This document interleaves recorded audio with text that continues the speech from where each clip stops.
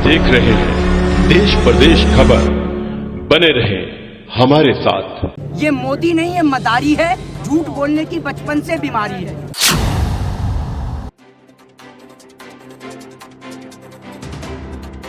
आप यहाँ से देख लो, 80 किलोमीटर तक जाम लगा हुआ है, सारी ट्रॉलियां हैं।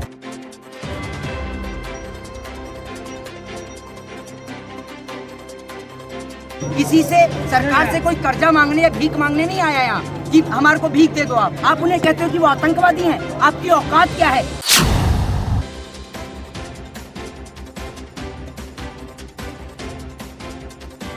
देखो आज कितना बड़ा झूठ बोला कि हरियाणा का तो कोई किसान ही नहीं है आंदोलन में। ये आपके बाबा रामदेव की तरह सलवार वाले निकुंडे नहीं है जो भग जाएंगे। ये देश के किसान हैं, देश का अन्नदाता है। मैं दिल्ली में ही रहता हूँ और मैं एक स्टूडेंट हूँ जी, मैं आपको बता दूँ। लेकिन मेरे देश का किसान जिस तरीके से परेशान है, आप एक बात मुझे बताइए कि इस देश के अंदर एक तो किसान अपने हक की लड़ाई लड़ने के लिए यहाँ पर आया है। किसी से सरकार से कोई कर्जा मांगने या भीख मांगने नहीं आया यहाँ कि हमारे को भीख दे दो। आप यहाँ अपना हक मांगने के लिए आया है। और इस हक की लड़ाई में अगर आप लोग किसानों का साथ नहीं दे सकते तो आपका कोई हक, कोई अधिकार नहीं बनता कि आप उन्हें आतंकवादी बताओ।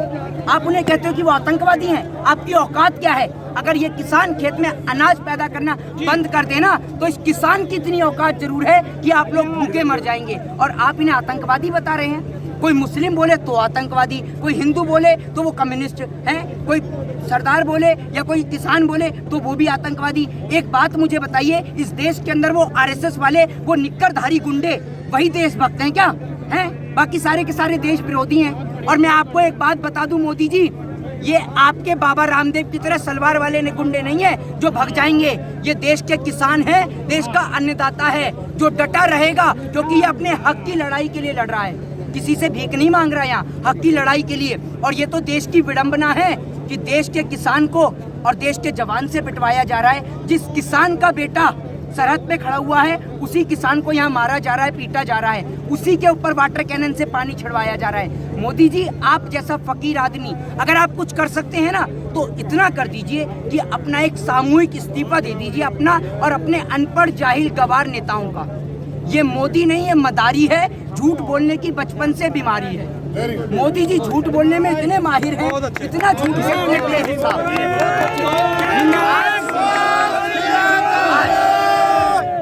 आज आपको यहाँ पर हर एक आदमी नजर जो आ रहा है वो किस लिए नजर आ रहा है? वो इसलिए नजर आ रहा है क्योंकि अगर आज ये आवाज नहीं उठाई गई ना तो ये आवाज दब जाएगी और देश की आने वाली पीढ़ी जो है वो बर्बाद हो जाएगी। आप एक बात बताइए, नरेंद्र मोदी जी यूं क्यों नहीं लिख देते कि अगर इस बिल को लागू करने के बाद अगर कोई भी किसान आत्महत्या करता है तो उसके जिम्मेदार मोदी जी होंगे? मोदी जी मानते हैं इस बात को? बताइए। अगर आप पिछले कुछ सालों का आंकड़ा उठाकर देखें ना तो सबसे ज्यादा मरने वालों की संख्या किसानों की है। उस किसान का इतना आप एक बात बताइए कि एक बड़ा उद्योगपति अगर बैंक से लोन ले लेता है ना तो बैंक वालों की इतनी औकात नहीं है कि उसके घर जाकर अपने बैंक का पैसा वापस लिया है। क्यों नहीं लेके आते? विजय माल्या का, नीरव मोदी का बहुत दिखाया जा रहा था, नीरव मोदी आ रहा है, पता नहीं क्या पैदल आ रहा है वो, अब तक जो पहुंचा ही नहीं है यहाँ तक। और देश का किसान मात्र 10,000 50,000 रुपए बैंक से ले ले तो उसकी खेती पे, उसकी जमीन पे कब्जा कर लेते हैं बैंक वाले। ये है सरकार की औकात। आप एक बात मुझे बताइए, यहाँ पर हर एक व्यक्ति अपना घर परिवार छोड़ के बैठा हुआ है, लेकिन वो लोग जो अपने बच्चों का पेट भरते हैं, वो रोटी खिलाते हैं, वो बड़े बड़े उद्योगपति, उनको इतनी सी भी शर्म नहीं है। ना जाने उनकी आंख में सुअर का बाल है क्या? उन्हें इतनी सी शर्म नहीं आ रही कि जो हमारे लिए अनाज पैदा करता है कम से कम उसके समर्थन में तो खड़े हों, उसके समर्थन में तो आवाज उठाएं। मैं एक बात आपसे पूछना चाहता हूँ, जैसे किसान जो है लगातार यहाँ पिछले 3-4 दिन से डटे हुए हैं, क्या लगता है कि इस किसानों के प्रदर्शन का दबाव जो है क्या केंद्र सरकार पर जाएगा? उसके कारण क्या बिल वापस हो सकते हैं? एक बात मुझे बताइए, सरकार को बनाया किसने है? हम जैसे भाइयों ने ही बनाया है और हम जैसे लोग ही उतार सकते हैं इनका बुखार। ये भी मैं आपको बता दूं। आप एक बात मुझे बताइए, आप कह रहे हैं 3-4 दिन, जिस दिन ये बिल आया है ना और जिस दिन ये बिल लागू हुआ है तब से ही इस देश का किसान इस बिल का विरोध कर रहा है। लेकिन क्या करें, इस देश की मीडिया को तो दलाली की आदत हो गई है। वो तो दलाली करेगी, चाहे वो अंबानी के चैनल हो चाहे अडानी के हो। जब बात मीडिया पर आ जाती है कि सभी उंगलियां एक बराबर नहीं होती, बेशक आप किसी को नाम लेकर कह सकते हो, लेकिन सारी मीडिया भी एक बराबर जो है वो नहीं है। हम लगातार अपने चैनल के माल उसी दिन के हम किसानों के बिल्कुल साथ साथ चल रहे हैं, सारी मीडिया भी दलाल नहीं हो सकती। मैं आपसे यही पूछना चाहूंगा क्या आपको लगता है कि केंद्र सरकार, आपने एक जनता ही बनाती है, क्या लगता है केंद्र सरकार कह रही है कि अगर किसान बुराड़ी मैदान में आ जाते हैं, बातचीत उनसे हम करने को तैयार है, तो क्या लगता है किसानों को बातचीत करनी चाहिए मैदान में जाकर? बात मुझे बताइए, जिस दिन नरेंद्र मोदी जी ने ये बिल लागू करा, मोदी जी के मुंह में रसगुल्ला फंस गया था, पूरी ट्रे ही फंस गई थी, जो तब उनसे बात नहीं करी गई किसानों से। क्यों नहीं बात करते किसानों से? एक बात बताइए, ये प्रधानमंत्री रैली करने के लिए बिहार तक पहुंच जाता है, ये प्रधानमंत्री रोज आता है रैली में, लेकिन इसके पास इतना सा समय नहीं है कि किसानों से बात कर सकें। अगर मोदी जी से आप ना उनका जो पेपर जो देख के जिसमें बोलते हैं वो छीन लिया जाए ना, और मोदी जी से पूछ लिया जाए जनता के बीच में लाकर कि चलिए आप बताइए कि होता क्या है न्यूनतम समर्थन मूल्य, क्या होती है MSP की फुल फॉर्म, अगर मोदी जी बता देना तो जो आप कहेंगे वो मैं करने को तैयार हूँ। ये नहीं पता होगा मोदी जी को। मोदी जी वाक्य में ही चाय बनाते नहीं बेचते थे, और आज भी ये देश को बेचने में ही लगे हुए हैं। अंबानी अगर कह दे खिलौना बना तो खिलौने का प्रचार करने लग जाते हैं, अंबानी जियो निकाल दे तो ले जियो का प्रचार करने लग जाते हैं, और अपने व्यापारिक मित्र अंबानी और अडानी के खातिर ही तो ये लाया गया है बिल। और किस लिए लाया गया है? प्रधानमंत्री मोदी जी कह रहे हैं कि 2022 तक जो है उन्होंने अपने एक प्लान रखा था, कि टारगेट रखा है कि जो किसानों की आय है वो दुगनी हो जाएगी। क्या प्रधानमंत्री जी कह रहे हैं कि इन जो कानून है, इन कानूनों से किसानों की आय बढ़ेगी और जो दुगनी हो जाएगी, क्या कहना चाहते हैं? एक बात मुझे बताइए कि ये जो इतने सारे लोग जो आए हुए हैं, जगह जगह के जो किसान आए हुए हैं, आप एक को या दो को ही तो पागल बना सकते हैं कि इतने सारे लोग जो आए हैं, ये समझदार हैं लोग, पढ़े लिखे लोग भी हैं इनमें, और अच्छे हाई प्रोफाइल घर से भी लोग आए हुए हैं यहाँ पर। ये लोग ऐसे ही नहीं आए हुए, सिर्फ एक राज्य का जो है, ये मोदी जी आपकी तरह चाय बेचने वाले लोग नहीं हैं, ये देश के अन्नदाता हैं, ये देश के किसान हैं। इन्हें अपना भला और बुरा सब पता है, सब इन्हें पता है। जो आप इन्हें पागल बनाने में लगे हैं, ये आप अपने व्यापारिक मित्रों के खातिर, उनके फायदे के खातिर कुछ भी कर सकते हैं, लेकिन अगर इस बिल से देश के किसानों को फायदा होता तो देश का किसान कभी यहाँ नहीं बैठता। मुख्यमंत्री खट्टर साहब कह रहे हैं कि जो है ये प्रदर्शन एक राज्य का ही है, पंजाब का सिर्फ प्रदर्शन है, क्या कहना चाहिए? नहीं, ये एक मिनट, आप अगर एक मिनट आप यहाँ पर खड़े लोगों से ही पता कर लीजिए कि हरियाणा के यहाँ पर लोग हैं या नहीं है, यूपी के लोग यहाँ पर हैं या नहीं है, पंजाब के यहाँ पर हैं या नहीं है। देश का हर एक व्यक्ति जो खेत में अनाज पैदा करता है, जो खेती से संबंधित है, क्योंकि भारत एक कृषि प्रधान देश है, और भारत के अंदर जब देश का किसान अन्नदाता अनाज पैदा करता है तो देश का नहीं विदेश के अंदर लोगों का भी पेट भरता है। भाई साहब, आप बताइए कहाँ से आप आए हैं? मैं कुरुक्षेत्र जिला से आया हूँ। हरियाणा। कितने दिनों से आप यहाँ आए हो? हम तो यहाँ लगातार 4-5 दिन से और यहीं पर प्रोटेस्ट कर रहे हैं। अच्छा, जो है खट्टर साहब कह रहे हैं कि ये प्रदर्शन जो है सिर्फ एक राज्य का ही है। खट्टर साहब को दिखाई नहीं देता, ये हरियाणा के लोग इतने आए हुए हैं, पंजाब से, मध्य प्रदेश से, गुजरात से और महाराष्ट्र से, सब प्रदेशों से किसान हुए हैं। हिंदुस्तान के कोने कोने से यहाँ पर किसान आए हुए हैं, और खट्टर साहब को दिखाई नहीं देता। कुरुक्षेत्र जिले से अकेले से 2-2.5 हजार किसान डेली यहाँ आ रहे हैं, उनकी संख्या लगातार वृद्धि हो रही है। जी, गए हैं, प्रधानमंत्री जी कहते हैं कि ये फायदेमंद है, और खट्टर साहब कहते हैं कि अगर MSP जो है अगर वो टूटी तो मैं अपना राजनीति छोड़ दूंगा। खट्टर साहब पहली बार, दूसरी बार मुख्यमंत्री बने, इनका तो राजनीति से कोई लेना देना नहीं है, ना ही इनको कोई अनुभव है। ये तो अनुभवहीन व्यक्ति है जिनको राजनीति का कोई ज्ञान नहीं। ये तो कुर्सी पर बैठा दिए गए थे, और किसान से इनको कोई लेना देना ही। जी, मैं जानना चाहूँगा, जिस समय जो किसान को खेत में होना चाहिए उस समय क्या कारण है जो किसान जो है अपना सड़क पर आकर प्रदर्शन करना पड़ रहा है? जो किसानों के लिए तो इस समय जिंदगी और मौत का सवाल पैदा हुआ पड़ा है, इनके भविष्य की बात है, ठीक है ना। तो किसान को क्या कोई शौक पड़ा, शादियों का मौसम है, ये भी अपने घरों में बच्चों की शादियां करते हैं। यहाँ पे क्यों जूझने के लिए आए हैं इस ठंड भरी रात में, और ये पानी की बौछारों में अपनी जिंदगी को खतरे में डाल के क्यों आए हैं? कोई ना कोई ऐसा काला कानून बनाया गया है जो कि किसानों के जो भविष्य को बर्बाद कर रहा है।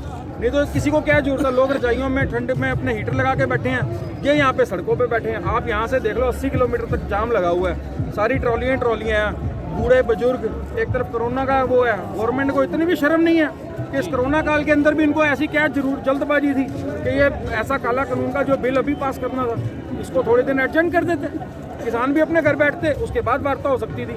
आज अमित शाह जी का बयान देख के बड़ी नमोशी हुई, बहुत हम डिसअपॉइंट हुए। वो क्या था कि आप जो है बुराड़ी में एक जगह जमा हो जाओ। क्यों जमा हो जाओ? एक जगह जमा हो जाओ, उसके बाद अगले दिन हम वार्ता करेंगे, मतलब यहाँ से ये छोड़ दो। देखिए ये दबाव जो बन रहा है ना, वो हम किस लिए बना रहे हैं? कोई इनसे पेट्रोल पंप तो मांग नहीं रहे, इनसे कोई जायदाद खजाने तो मांग नहीं रहे। अपनी मेहनत का पैसा, जो अपनी मेहनत करके इधर दिन रात, सर्दियों में लोग घरों में बैठते हैं, ये दिन रात सुबह 4 बजे पानी लगाते हैं, ठंड नहीं लगती इनको? क्या इनके शरीर पत्थर के हैं? दिल बड़ा दिया महाराज ने इनको, मगर गर्मियों में आप लोग एसी में सारी हिंदुस्तान बैठता है, ये गर्मियों में सारा दिन धूप में फावड़े लेके खेतों में काम करते हैं। इनको अगर एमएसपी भी नहीं मिलेगी, इनके बनते हक नहीं मिलेंगे, ये इसलिए जूझ रहे हैं। और इनको लग रहा है कि फ्यूचर के साथ इनके खिलवाड़ हो रही है। औरतें, बच्चे, बूढ़े, 5 साल के बच्चे तक इस एजिटेशन में आए हुए हैं, 60 साल की बूढ़ी औरतें भी इस ट्रॉलियों में आपको देख सकते हैं। तो ये सब अपने भविष्य को सुरक्षित करने के लिए जो है, अपनी मांग मनवाने के लिए आए हैं, जो कि काला कानून गवर्नमेंट थोप रही है, सिर्फ बड़े बड़े उद्योगपतियों के चक्कर में आके वो इनके ऊपर थोप रही है। और इनकी मांग, जायज़ मांगों के लिए जितने ये इकट्ठे हुए हैं ना, इससे दुगने दुगने सिविलियंस भी इनके समर्थन में उतरे हुए हैं। और ये अगर कानून वापस नहीं होता तो सिविलियंस भी इनके समर्थन में उतरने को तैयार बैठे हैं। सर क्या कहना है आपका कि जो 3 कृषि कानून है, क्या लगता है कैसे ये किसानी और किसान के खिलाफ है? मैं पहले ये जानना चाहूँगा। देखो जी, मैं पटियाले तो आया, रायपुर पिंड है मेरा, ਜ਼ਿਲ੍ਹਾ ਪਟਿਆਲਾ। ਅਸੀਂ ਆਏ ਹਾਂ ਜੀ, ਦੇਖੋ ਇਹ ਕਹਿੰਦੇ ਆ ਵੀ ਇਹ MSP ਮੋਦੀ ਸਾਹਿਬ ਕਹਿੰਦੇ ਆ ਕਿਸਾਨਾਂ ਦੇ ਫਾਇਦੇ ਦਾ। ਜੇ ਕਿਸਾਨਾਂ ਦੇ ਫਾਇਦੇ ਦਾ ਤਾਂ ਕਿਸਾਨਾਂ ਨੂੰ ਕੀ ਜ਼ਰੂਰਤ ਹੈ ਇੱਥੇ ਆਉਣ ਦੀ? ਅੱਜ ਕੱਲ੍ਹ ਪੜ੍ਹਿਆ ਲਿਖਿਆ ਕਿਸਾਨ ਹੈ, ਹਰ ਇੱਕ ਉਹਨਾਂ ਦੇ ਬੱਚੇ ਵਕੀਲ ਹੈ, ਕੋਈ ਪੁਲਿਸ ਅਫਸਰ ਹੈ, ਕੋਈ DSP ਹੈ। ਕਿਆ ਉਹਨਾਂ ਨੂੰ ਪਤਾ ਨਹੀਂ ਲੱਗਦਾ ਵੀ ਇਹ ਕਾਨੂੰਨ ਕਿਹਦੇ ਬਾਰੇ ਹੈ? ਸਾਡੇ ਦੇਖੋ ਇਤਿਹਾਸ ਦੇ ਵਿੱਚ ਸਾਨੂੰ ਸਾਰਾ ਪਤਾ ਵੀ ਕੀ ਹੁੰਦਾ। ਜੇ ਕਿਸੇ ਨੂੰ ਫੇਲ ਕਰਨਾ ਹੋਵੇ ਤਾਂ ਉਹਨੂੰ ਲੋਲੀਪੌਪ ਦਿੰਦੇ ਆ, ਉਹ ਹੌਲਾ ਹੌਲਾ ਜਾ ਕੇ ਇਹਨਾਂ ਦੀ ਇੱਕ ਇੱਦਾਂ ਦਾ ਕਾਨੂੰਨ ਬਣਾਇਆ ਵੀ ਕਿਸਾਨ ਨੂੰ 5 ਸਾਲ ਦੇ ਵਿੱਚ, 10 ਸਾਲ ਦੇ ਵਿੱਚ ਬਿਲਕੁਲ ਫੇਲ ਕਰ ਦੇਣਾ। ਤਾਂ ਇਹਨਾਂ ਨੂੰ, ਇਹਨਾਂ ਦੀਆਂ ਜ਼ਮੀਨਾਂ ਕੋਆਪਰੇਟ ਘਰਾਣੇ ਨੂੰ ਦੇ ਦੇਣੀਆਂ। ਦੇਖੋ ਕੋਆਪਰੇਟ ਘਰਾਣੇ ਨੂੰ ਜਦੋਂ ਜ਼ਮੀਨਾਂ ਦਿੱਤੀਆਂ ਗਈਆਂ, ਉਸ ਤੋਂ ਬਾਅਦ ਜਿਹੜਾ ਮਜ਼ਦੂਰ ਹੈ ਉਹ ਵੱਟਾਂ ਤੋਂ ਕੱਖ ਨਹੀਂ ਵੱਢ ਸਕਦਾ, ਨਾ ਉਹਨਾਂ ਕੋਲ ਨੌਕਰ ਰਹਿ ਸਕਦਾ। ਜਿਹੜੇ ਬਈਏ ਆਉਂਦੇ ਆ ਵਿਚਾਰੇ ਬਿਹਾਰ ਤੋਂ, ਦੇਖੋ ਐਤਕੀ ਮੈਂ ਦੱਸਦਾ ਸਰਕਾਰ ਦੀ ਗੱਲ, ਇਹ ਕਹਿੰਦੇ ਆ ਅਸੀਂ ਦੇਸ਼ ਦੀ ਹੈਲਪ ਕਰਦੇ ਆ। ਇਹਨਾਂ ਨੇ ਨਾ ਪੰਜਾਬ ਸਰਕਾਰ ਨੇ, ਨਾ ਕਿਸੇ ਨੇ ਵੀ ਹਰਿਆਣੇ ਪੰਜਾਬ 'ਚ ਝੋਨਾ ਲੱਗੇ, ਇਹ ਸਾਰੇ ਮਜ਼ਦੂਰਾਂ ਨੂੰ ਕੱਢਣ ਲੱਗੇ। ਇਹ ਤੋਂ ਕੱਢ ਕੇ ਤਾਂ ਕਿਸਾਨਾਂ ਨੇ ਵਾਪਸ 1,20,000 ਰੁਪਇਆ ਮੈਂ ਖਰਚ ਕੀਤਾ, ਬਿਹਾਰ ਤੋਂ ਭਈਏ ਲਿਆਇਆ, ਉਹਨਾਂ ਨੂੰ 1,20,000 ਫੇਰ ਲਾਇਆ, फिर उन्होंने छड़ दिया। आपकी बात तो सही है। मैं तुम्हें क्या कहना चाहूँगा, क्या आपको लगता है जो आप प्रदर्शन कर रहे हैं लगातार, कितने दिन से आप? मैं 3 दिन से आया हुआ हूँ। क्या लगता है कि जो प्रदर्शन आपका है, इससे केंद्र सरकार पर दबाव बढ़ेगा? क्या कानून वापस हो सकते हैं? देखो जी, बात ऐसी है, किसानों ने, मजदूरों ने, सबने मिलकर सरकार बनाई है। अगर हमसे गलत चलेगी ये सरकार चल ही नहीं सकती। देखो इनको दबना पड़ेगा, झुकना पड़ेगा। पहले सब लोगों को ये दबा रहे थे। पंजाब पहले से इनकलाबी है, 80% इतिहास खोल सकते हैं देश की आज़ादी में। 80% कुर्बानियाँ पंजाबियों की हैं। अब पंजाब को बहुत दुखी होकर निकलना पड़ा कि भाई इनको सबको दबाया गया कि पंजाब ने इसलिए बीड़ा उठाया है। पूरे देश के किसान, पूरे भारतवर्ष के अब सब जाग गए, सब धीरे धीरे चले आ रहे हैं। और सब लोग कुछ दिनों में कुछ तो पहुंच गए। अब हरियाणा हमारा भाई है, छोटा भाई है, और सब निकले किसान।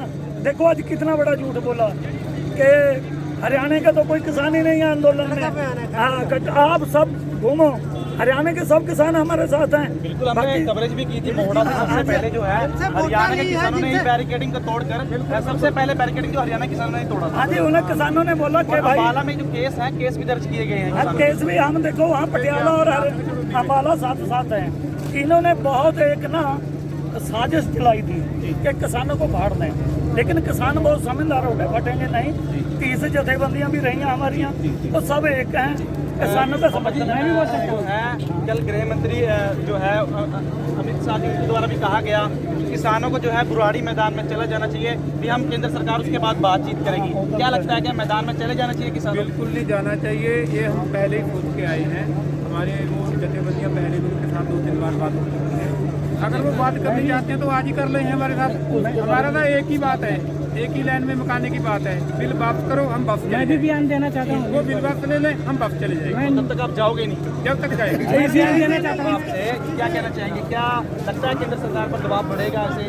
दबाव बढ़ेगा जी, पूरा बढ़ेगा। सारा पंजाब उठकर, हरियाणा उठकर, अपना यूपी उठकर आ गया, और स्टेटां भी आ रही हैं, सारी दबादम चली आ रहे हैं, ट्रैली जोड़कर, कोई गाड़ी जोड़कर, जो भी साधन बन रहा है वो पंजाब से, हरियाणा से, यूपी से और अदर स्टेटां से सारा यहाँ घेरा का दिल्ली का पूरा कर लिया है।